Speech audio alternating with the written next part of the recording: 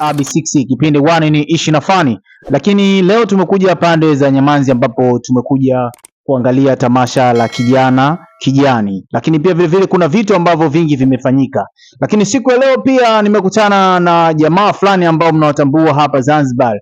Kama kawaida tumekutana katika interview kama 2-3, lakini leo nimekutana nao tena wawili sehemu hii. Hawa ni watu ambao kila sehemu wanakuwa wanafika wanawakilisha, kwani nao pia ni vijana na wanahusika katika hii issue. Bwana, mambo vipi mwanangu? Fresh kama kawaida. Fresh, harakati vipi? Kama kawa babu. Naona safi. Sure. Bwana, vipi mwanangu? Alhamdulillah. Fresh kabisa. Tumshukuru Mwenyezi Mungu. Hamkorwa? It me maniga man. Bwana, sawa. Sasa leo ilikuwa ni tamasha la kijani, lakini pia vile tumefika hapa, tunahitaji kujua ni kitu gani ambacho kimesababisha nyinyi kuweza kufika hapa.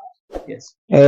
Ndugu mtangazaji, sisi tunakuwa tunatembelea sehemu tofauti za matamasha kama haya yanayofanyika kwa serikali, kwa sababu sisi ni Wazanzibari. Kwa hivyo kinachofanyika ndani ya Zanzibar inatakiwa sisi kama ni wasanii hapa Zanzibar tuweze kuingia na kuona kipi kinachotokea, kwa sababu kuna vitu vingi ambavyo vinatakiwa vifanywe ndani ya hii Zanzibar. Kwa hivyo sisi kama ni wasanii basi ni lazima twende tukapate elimu, after that ile elimu tuweze kuitumia kwa ajili ya kuweka ujumbe husika. Siku zote msanii ni kioo cha jamii.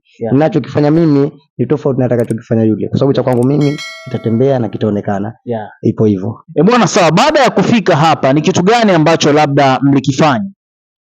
Tumehudhuria na viongozi mbalimbali kwenye kupanda miti, kwa sababu leo tumekuja kupanda miti mbalimbali. Okay, sawa. Lakini pia vile nihitaji kujua kuhusiana na kazi zenu ambazo mnazifanya katika mitandao ya kijamii. Tunaona mnakuwa mnafanya vizuri sana hapa Zanzibar. Lakini tunahitaji kujua kwa sasa hivi kidogo tumeona mpo kimya. Je, kuna kazi ambayo nyingine inaandaliwa ama vipi? Kazi zipo na siku zote mwenda pole watu wanasema hajikwai. Kwa sababu sisi mwendo wetu ni wapole, basi tuna imani hatutojikwaa isipokuwa tutafika safari yetu salama.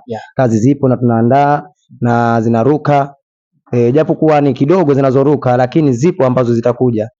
Mambo ni kidogo hatuwezi kwenda pamoja. Okay, sawa. Changamoto ni nyingi ambazo mnakutana nazo katika swala zima la sanaa ambayo mnakuwa mnaifanya. Je, ni changamoto gani ambayo mnakuwa mnakutana nayo mara kwa mara? Changamoto ya mara kwa mara, sisi tupo watatu. Lakini hawa wawili wanakuwa na usumbufu. Kama kijana wangu ana usumbufu hapo kidogo. Huyu hapa. Ni kweli anachokisema? Of course. Kwa nini hivyo? Ni kweli. Sio yeye tu. Na mwenziwe hapo leo hayupo. Tupo watatu, nimekwambia kama unavyotujua tupo watatu. Lakini huyo mmoja ndo kidogo majukumu ya kuoa ndo kaoa kidogo, majukumu na majukumu. Lakini jamaa wangu hapa siku zote tunazokuja kwenye interview unanikuta mimi tu. Ni kweli, hao wengine wanakuwa sijui hapo wapi, ukiwapigia simu na mazungusho mingi, unajua. Kweli. Hapa na hapa.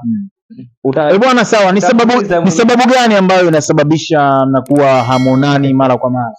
Labda nirudi kidogo kwa mwenzangu, kwa sababu mwenzangu kazungumza mengi. Na siwezi kumcrash mazungumzo yake kwa sababu ni ya kweli, bila ni majukumu tu ya kifamilia. Unajua tunapofanya shughuli zetu inakuwa changamoto nyingi zinatusakama. Hususa nakuwa ni kwenye kifedha. Kwa sababu unakuta fedha kama hujaiwekeza ukafanya